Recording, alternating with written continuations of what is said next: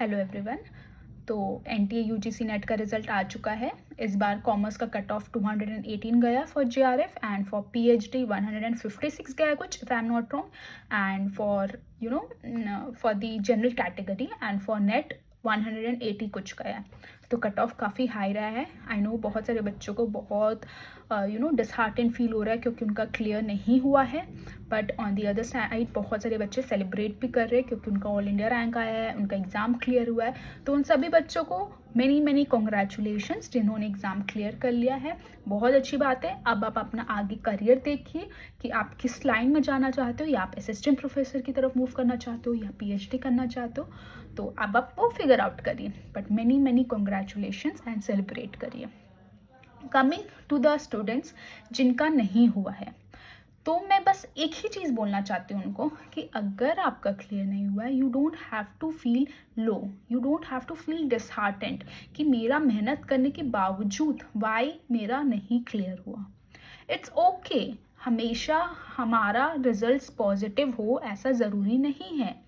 कभी कभार हमारा रिजल्ट इसलिए भी पॉजिटिव नहीं होता है क्योंकि आपके लिए फ्यूचर में कुछ अच्छा लिखा हो सकता है। मैं एक बात हमेशा कहती हूँ अपने लर्नर्स को कि हो सकता है आपका नेट क्लियर हुआ हो एंड आप जीआरएफ नहीं अचीव कर पाए हो।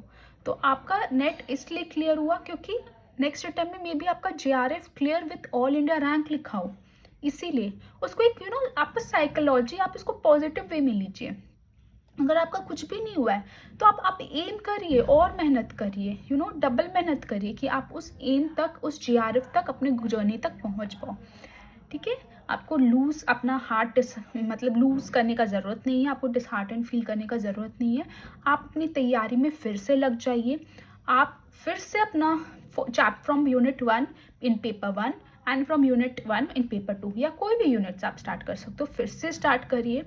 आप एनालाइज करिए कि आपका लास्ट बार मिस्टेक्स क्या हुआ था, तो मुझे इस बार वो मिस्टेक्स नहीं करना है। एनालाइज बहुत अच्छे से करिए, इन डेप्थ करिएगा बच्चे, क्योंकि आपका जो फ्लॉस था प्रीवियस अटेम्प्ट में वो आपको अपना पॉजिटिव स्ट्रेंथ बनाना है नेक्स्ट अटेम्प्ट में। ऑल्सो मैं मेंशन करना चाहूँगी कि आपको मॉक्स, PYQs, MCQs ये बहुत ज़्यादा देना होगा। जैसे आपको कॉन्सेप्ट क्लैरिटी अब हो चुका है क्योंकि आपने अटेम्प्ट दिया है, तो आपको पता है कि मुझे ये कॉन्सेप्ट है, आपको वो रिविजन करना है। बट अब आपका मेन टारगेट क्या होना चाहिए? PYQ सॉल्व करना, MCQ सॉल्व करना, मॉक टेस्ट देना, राइट। तो अब आपको ये तीनों में बहुत अच्छे से देना है, कंटिन्यूसली देना है, हर वीकली देना है। ये 3 आपका प्राइम फोकस होना चाहिए। और जो बच्चे अब न्यू स्टार्ट कर रहे हैं, जिन्होंने कोई अटेम्प्ट नहीं दिया है, फ्रॉम स्क्रैच स्टार्ट कर रहे हैं, तो उनके लिए भी तो बहुत अच्छा अपॉर्चुनिटी है। आप भी स्टार्टिंग से प्रिपेयर करिए, बहुत अच्छे से प्रिपेयर करिए, PYQ सॉल्व करिए, कॉन्सेप्ट क्लैरिटी करिए। और अगर आपको पेपर 1 और कॉमर्स पढ़ना है तो आप मेरे यूट्यूब चैनल में आ सकते हैं। और कोई भी प्रॉब्लम हो, कोई भी आपको चाहिए कि मैम इस यूनिट का आप लेकर आइए, ये टॉपिक का लेकर आइए, तो मैं पॉजिटिवली आपका हेल्प करने के लिए रेडी हूँ। आप मुझसे कांटेक्ट भी कर सकते हो। मैं अपना टेलीग्राम ID आपको नीचे मेंशन कर दूँगी।